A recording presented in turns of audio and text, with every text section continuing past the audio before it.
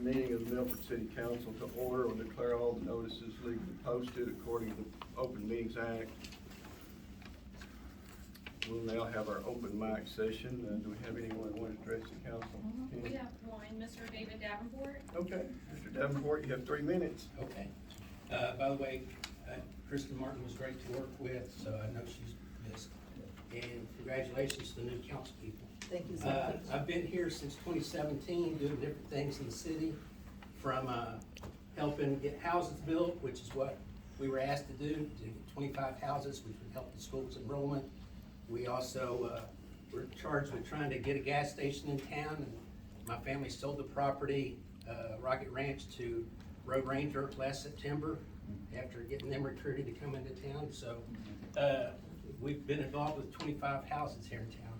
What I'm here to speak with today is there's some property that I have on Hudson Road and Water Street that's adjacent to the cemetery.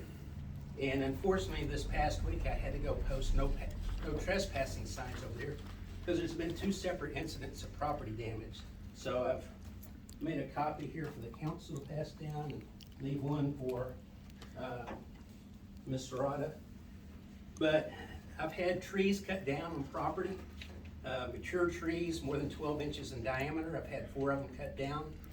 When I was back last Friday, now survey pins are missing that had been on the ground. So I had no choice but to go post no trespassing. I understand there's some confusion maybe, but the survey will show that the fence, the barbed wire fence that's there, is up on the property, and the survey line that's out there.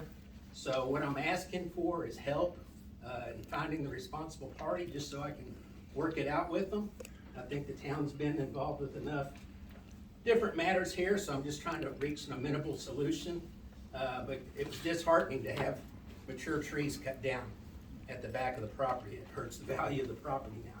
So, and that's what I've got to say, so I appreciate it. Thank you. Thank you. Anyone else? That was it. Okay. We'll go on to our consent agenda.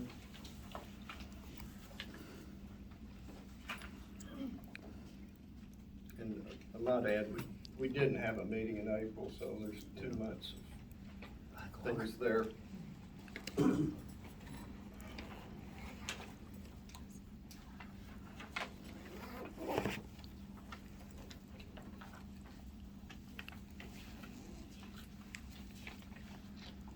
I'd make a motion to accept. We have a motion to adopt the consent agenda or approve it. I second Okay. Is there any discussion? If not, all those in favor say aye. Any opposed? Consent agenda is adopted. We have next item is to discuss and possible action to change the time of the monthly council meetings. So I'll open that up to the council to discuss or make motions. Have a couple of questions for consideration. When did the meeting time change from whatever it was to the 5 o'clock hour, and what was the rationale for so doing? That's question number 1. It was done before we were elected.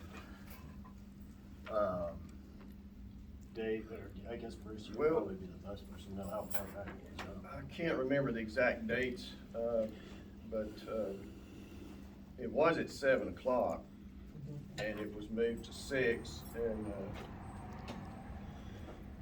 Darla, I don't know if you remember this, but I think it was to accommodate John, because he rode his wheelchair up here, and he didn't want to be out in too late in the night air, so we moved it up to 6 o'clock, and I can't remember when it was moved to 5.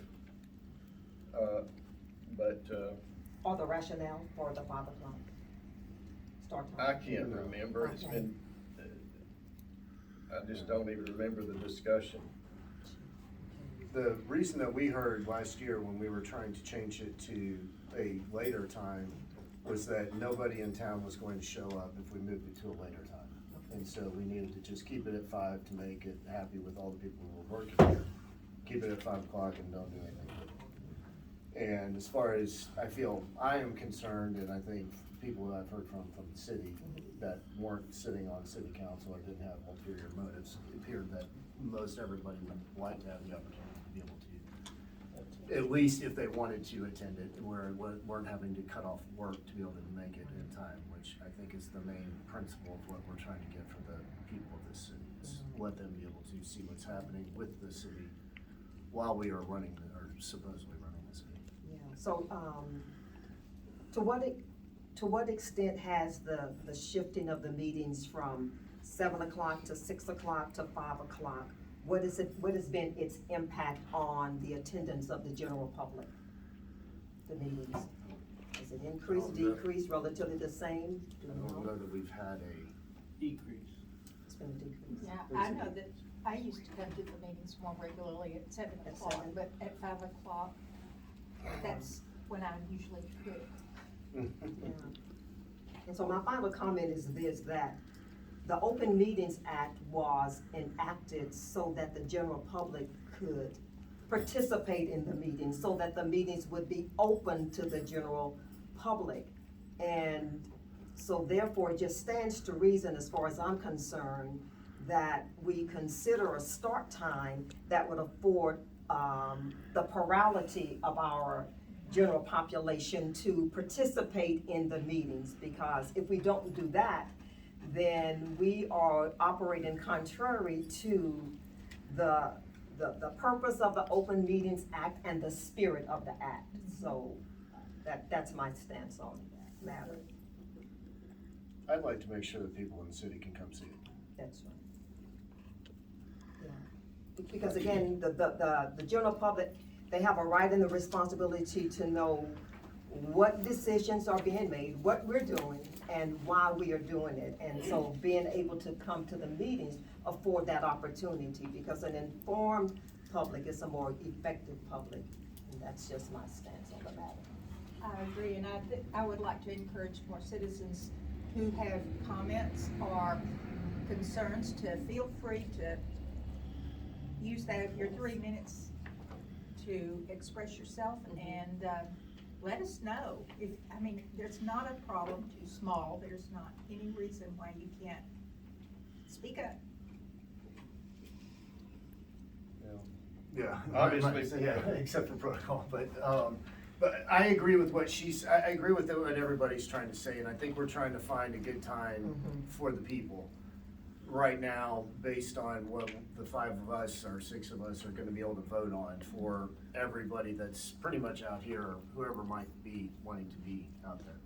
So, are we thinking that this number is 6 o'clock? 7 o'clock? So I hear 7. Could have said, okay. Okay. Come on, somebody say something. 6 o'clock. 6 o'clock, I heard a 6 o'clock. We have a 6 o'clock going twice. No, 7? Well, me, I would think if y'all really gonna change it, I wouldn't change it to 7 o'clock. Is that too late? Yes, I'm just me, I'm speaking for myself, I would think it's too late. I would say 6 better than a, How often does it run past an hour, the meeting? Regularly? Regularly, Regularly. yeah, I Okay. think so. And then you have to factor into those, closed sessions. That's true. So Okay. that has to factor into the Okay. decision making too. I know we're not supposed to speak up, but is there a particular reason why the executive session is in the middle of the city council? Well, our attorney's here. He's on the clock. We won't accommodate We're him. gonna get through this as quick As as I possible. said, so what do we think, 6:30? I'd say 6 or 6:30. I think either one of those is probably good. It's not, I think 7 is getting to the point of Yeah, being too late. Mhm. I think for too many people, because we'll That's go right. till 9. 6. 6. Close to 9 and Yeah. start at 7. Let's just do 6 and let's try to get a feel. We can always vote it to something different down the road, but Let's let's see start how with that 6 works. and see, let's try to get, y'all can bring everybody in here. We'll pack this house. Okay, so I make a motion to change the time of our city council meetings from 5 o'clock to 6 p.m. Everybody. Who was Who spoke first? it? Okay. We have a motion and second to change our meeting time to 6 p.m. each month. It's still the second Monday. All those in favor say aye. Aye. Any opposed? Starting next, our next meeting will be at 6 p.m.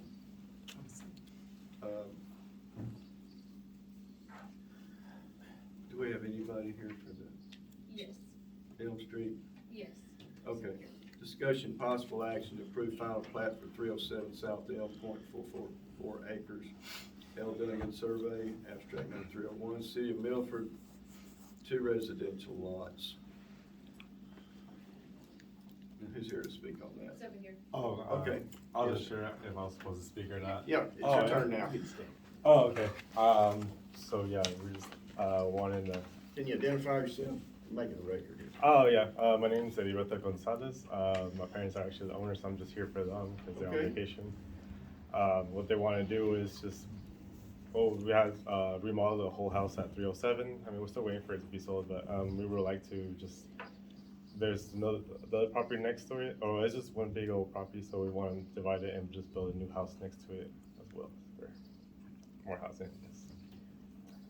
How big is the property? Where is it? Where's this location? It's on It's Elm on the Street. last page. I'm sorry. Is it down from the school? So we're right across right here. It's like from this is Elm Street. This It's is a Bob gray house. Adamson's house. Okay. The lot next to it Okay. is what they're talking about. All right. building a house there. Two-story house. Yes. But yeah. Are y'all gonna build on it? Or Yeah, just we're- sell, you're just looking to sell? Oh no, we're looking to build on it. Yeah, but and we're trying to sell this one, but right now it'll have to be sold all together. Nice house. Yeah. But we would like to just separate them and then sell that piece and then build on the next one to also sell.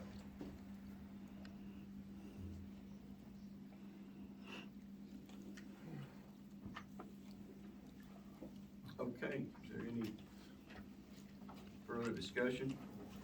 I just recall that this item, if my memory serves me correctly, it has been on the agenda for quite some time, right? Yes. At least once. At least once? Well, yeah, the last time, we didn't have a meeting Okay, last month. so maybe that's why it appears it's been on there a while. Well, I'll make a motion that we, approve the final plat for 307 South Elm Street, .444 acres, L. Dunnigan Survey, abstract number 301, City of Milford, 2 residential lots. That's separate. Okay, we have a motion and a second. Is there any further discussion? All those in favor will say aye. Aye. Any opposed? All right, final plat's approved. We do have Mr. Lawrence Crowe, did I get it right, from Bureau Veritas. I put him at number 8. I was expecting him to come later in the day, but he's got, here to ask questions. Since he's here, if y'all don't mind, we'll take him out of order and he can present to us what he has to tell us about what Bureau Veritas services are and what they have to offer to us. Very good. Thank you. As he said, my name's Lawrence Crowe. I'm with Bureau Veritas. I know Mr. Davenport from back in the city of Irving, so, it's good to see y'all. I drove around your town, kind of a cool place. I've really enjoyed it.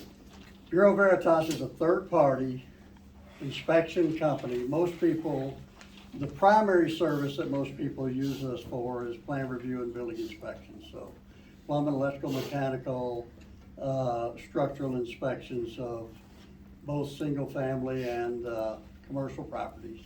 We're doing the Road Ranger property out here. But the whole purpose of what we do, and that's what most smaller towns will use us for. We also have a division, and I left you in your packet some additional information in the manila folders there as well. That we do planning and platting and site mapping and all of that. You know, as I hear you talking about you know, some improvements that you may or may not be wanting to make throughout town. So it lets you effectively grow smart, so to speak.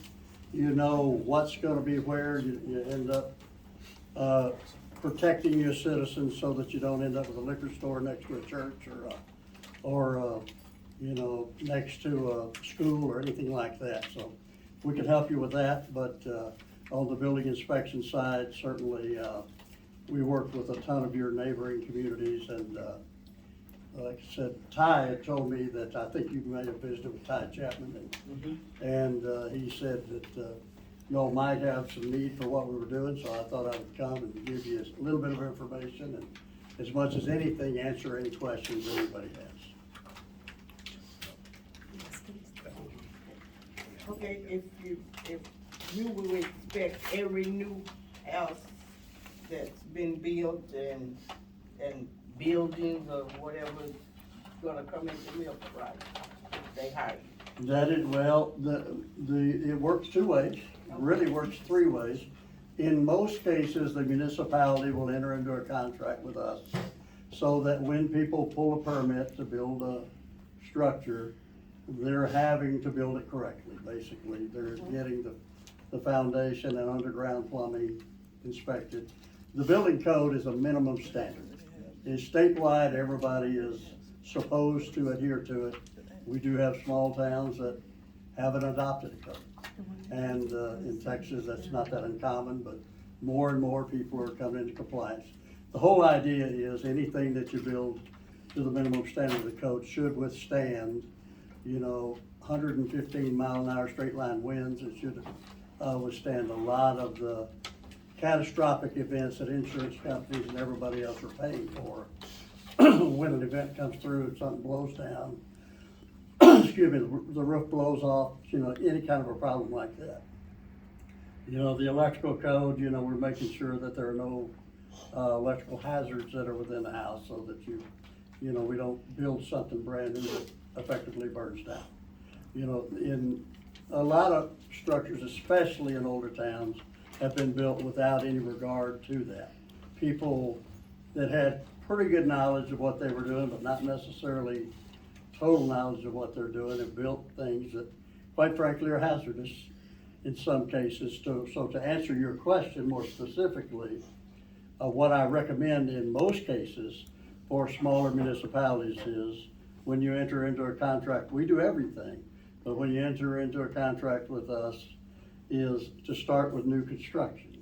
Most builders are used to having to comply with the code, no matter where they build. You know, it's a state law and it's a requirement so that, you know, they build those buildings to a minimum standard. Remodels, things like that, that's something as a council you need to discuss. You know, a lot of times you'll get some pushback from people wanting to do their own work, not wanting to get it inspected. They think it's a large expense, but really and truly, the whole purpose of the code is just to make sure that buildings are built to a minimum standard, not an ounce above, so that there's no catastrophic expense. I don't know if you all have or require permits now. Is that a fair question to ask? Yes, we do. You do require permits. And so just to give you an example, a 1,500 square foot house, you know, if we're doing it, the cost for that whole house, plan review and inspections all the way through to the end is $785. That includes all the plan review, all the foundation inspection, plumbing, underground, electrical, mechanical, and building inspections. Whether it's 5 inspections or 25 inspections, there's no additional charge to the city. What most municipalities do is they take our fee and they add whatever administrative fee that you all see that you would need in order to make sure you're handling the paperwork. And people are coming to your office to talk and visit with you there. In the event that you decide to do that, you know, where they pull those permits, we have a system to where we will come and train your people. We call it an implementation. We'll train your staff to be able to go online and see the result of the inspections every single day so that they know exactly how they're doing, whether they passed or failed, what corrections they need to make. We do not do like a lot of people, we don't charge re-inspection fees. You know, if somebody fails it 10 times, we come back 10 times. You know, and there's no additional charge to you. That way you have a predictable outcome, and the builder has a predictable cost, you know, so far as that goes. Commercial, the rates are a little bit different, but certainly I can provide all that information for you if you need it.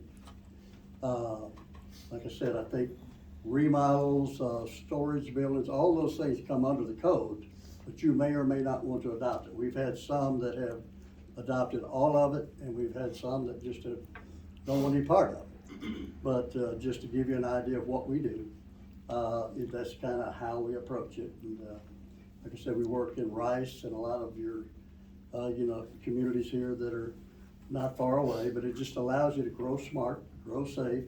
The structures that you're gonna look up in 20, 30, 40, 50 years, and they're still gonna be in just as good a shape as they were as long as they're maintained and that type of thing. So anyway, that's in a nutshell, the service that we provide for most municipalities.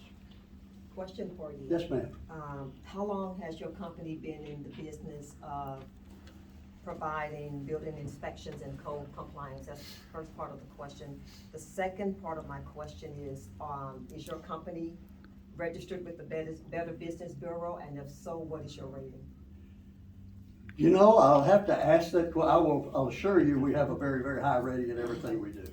We hire, you know, and as I said with David and other people, you know, we worked with municipalities before. And the bottom line is our company employs the vast majority of the cream of the crop for most municipalities.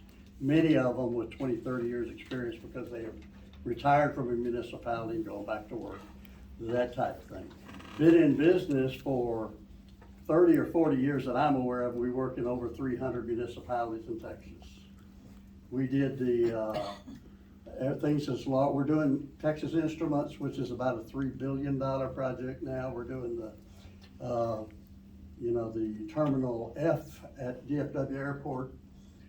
We did the Cowboy Stadium, we did the Ranger Stadium, but we work in a lot of small towns too, and that really affords you the ability to have a building code that's enforced to the minimum standard of the code without paying for a truck, paying for an employee, paying for benefits, going through all of those things, because you're just not gonna have the volume of inspections to really warrant that. So if you have one inspection a week, we come out once a week. And if you call an inspection in on Tuesday, you're gonna get it on Wednesday. Call it in on Wednesday, you're gonna get it on Thursday. So the builders, and you know, a lot of times they're gonna have concerns. We realize time is money, you know, and we're not in the business of slowing you down. We're in the business of actually helping you expedite your project, but do it safely. And at the end of the day, it's a great marketing tool for both the city and the builder. You know, our reputation will stand above any, and I highly encourage you to check it out anywhere you would like to go. But I don't know how many of you are familiar with an ISO rating, but as your fire chief, I think I saw somebody from the fire department come in. Your fire department is gonna get an ISO rating, somewhere between 1 and 10, 1 being the best, 10 being the worst. It has to do with equipment, number of employees, the training, all of those things. The state is gonna rate you, or the insurance companies are gonna rate you. Then your building department is gonna get a rating as well. If you're using us, you get our qualifications, our training, which is gonna show you as very well prepared. Basically what it means to the insurance company is, if Bureau Veritas or one of our competitors or somebody like that is coming in and doing those inspections, then there's every reason to believe that house is safe. And they're not gonna have a catastrophic loss, so their insurance rates should reduce. Did that answer your question? It did, thank you so much. Appreciate it. When you say contractually, is there a dollar amount contractually that we are looking at as a city? What we're gonna give you are the rates. And, Flat you know, rates for per unit? Flat rates, basically, it's gonna tell you 0 to 1,500 square feet is $785. Okay. Then it's gonna add 35 cents a square foot for every larger home that you have, because it's just gonna take a little bit longer to do those things. But you're gonna know well in advance that we will provide you or whoever is responsible for taking in that permit, a calculator, where it's not, you're not having to think about it. You're able to take hours, add your, whatever it is, administrative fee. fees for you, There are no, we don't do reinspection fees. or general fees, just There's no general fees, it doesn't cost anything to set it up, it doesn't cost anything to terminate it. You know, what I call our contracts, the way we do it, are glorified insurance policies. If you call us 10 times next month, we're gonna come out 10 times, and we're gonna look at what you told us to look at for the fee we told you it was gonna cost. Then if you don't call us again for 3 years, there's no monthly fee, there's no anything else. So you have a very predictable outcome. But the second you need us, the very next day we're there. You know, in a lot of municipalities, especially the mid-sized municipalities, what'll happen, especially back in the COVID days, the pandemic, a lot of their staff may have been sick, they may have been off for an extended period of time. We'll come in and fill in until they get back. When they get back, we move out, they move in. So you get a very predictable outcome, and you have a predictable cost. Commercial construction is more, but at the same time, you'll have those rates, you know, and the difference is, you know, the single family or duplex or smaller, basically you're being charged by the square foot. Commercial, they're being charged by the valuation. So if somebody comes in and says they're building a $10 million building, or they're gonna build a hospital or a hotel or a road range or whatever it is, then those rates are laid out. There's where that builder has an idea of what that's gonna cost him up front. You all have the ability to add an administrative fee, if that's what you so choose. The beauty of doing what we do is, and if you set up an inspection program properly, you're always gonna make money. You're never gonna lose money. You have a predictable outcome. Your builders are paying for the permits. They're paying you for the permits, you're adding the administrative fee. You're never paying us for more than, you know, that contract says. And, but you're always gonna be in the black. Well, as we all know, parks and recreation departments, libraries, things like that are services you provide for your citizens, but they're never gonna take in the revenue to cover the cost. You know, the tax base is gonna have to do that. So this is a program that gives you the benefit of a good, safe idea, and at the same time, you kinda know the outcome in advance. A lot of small municipalities, what we'll try to do, and we'll coordinate it to the degree that we can, is if you have people, like I said, I saw a gentleman with Public Works or whatever, and you want them to train to do what we do. And it is okay if they shadow us to some degree so that they can see, okay, here are the things we're looking for, so that we go that route. If you have a builder, and obviously y'all don't have a ton of them, but we would be more than happy to meet the builder on the very first project, walk in through it to where he has a potential never to get a red tag, never to get a rejection. You know, if he has, you know, if he knows what we're looking for in advance, we can work through the checklists and whatnot, he knows what's coming. So there's no surprise, we're very, very transparent. Do we have your pricing list on the commercial side of things? I'm happy to get you all the pricing list on everything. I wasn't asked to bring anything contractually, but I can get it for you. But it's a fairly steep jump from from commercial to residential. It is, because, Based you know, on but valuation. the value, but it's basically based on valuation. I can get you a sample, I think I have one out there, Okay. and I'm happy to do that. Or I can get you, you know, just what I call a full service agreement that'll show you everything we do. Where does your commercial break down? Because we have a fairly good amount of duplexes, or the idea of something to that effect popping up in the town, which are going to, I think, the people who are building those going to want to stay at a lower price point as more of a residential construction than going up to a high dollar valuation that he may be hit at, or they may be hit at, for building a duplex, in which case it makes it cost prohibitive for somebody coming into the town to be building in the town if we're using Bureau Veritas versus somebody else. If that valuation goes up by thousands of dollars. is all Well, I'm it's worried not by thousands of dollars That's fine, unless that's you're what I'm talking trying to get about $1 million project. So I'm just trying to get a Yeah. fair valuation of where we're No, going as this it'll jump be from one to another. semi-comparable That's for a fine. lower dollar project, but to answer your question, a 1 and 2 family dwelling are both under the residential code, Okay. which is what I was quoting you before. If you go to 3, 4, 5, now you're getting into a commercial building, because you now have a code requirement to separate every one of those units with a 1-hour wall, Fire so that mask. there's no, if you have a fire in unit B and there's an ABC, that you're not gonna damage or kill the people in unit A or C. The people in B that was, at least for a period of time, contain the fire to that unit. Gotcha. Any further questions? Okay, well, we thank you for your presentation. Thank you, and if you'd like, I'm happy to get you the pricing, and if you have an email address, or you, whoever would I get that to, I'll just get you a copy of that for you to review, and you can, check it out from there, I'd be happy to. Yes. Yeah, that'd be great. Who would you like for me to send that to? That's probably the county. Yeah, and she'll forward it to everybody else. Okay. Do you have a card? And I'll send you my email. I got one right there, so, I have one more right here. Okay. I'll email you tomorrow, so you have my email. Very good. Thank you. Thank you, appreciate you. All right. Thank you. Thank you. Thank you. Well, we're gonna go into executive session now, for attorney,